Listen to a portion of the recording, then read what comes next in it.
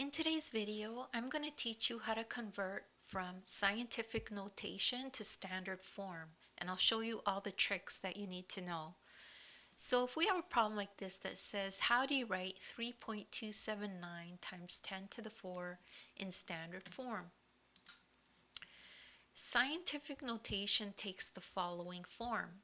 There's a term here, and then there's this term. So the first factor is a number between 1 and 9, and the second factor is a power of 10. So here we could clearly see that we have scientific notation.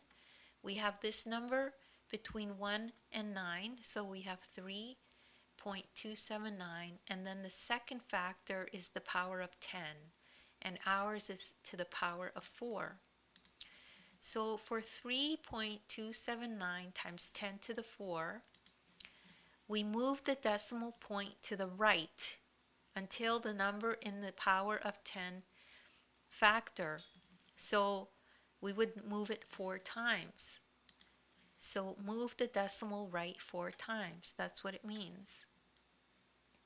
So let's do that. We'll take this decimal and we'll move it 4 times to the right. So 1, 2, 3, 4. So right is this way. Okay? So only move the decimal point the number of times in the power of 10. For this example, it is 4 times. Okay? So 1, 2, 3, 4. So now what do we do about this blank space here? There's a blank space. You add a 0 at the end where there is no number. So the answer now is 32,790. And that's it. That's all there is to that problem. And don't worry if you don't understand that right away. There's nothing wrong with repetition. You could just rewatch the video. As well, take a look at the description. You can download the ebook. There's a link there to the ebook. In the ebook, there's a link to this very video. And then you can watch the video as you follow along in the ebook.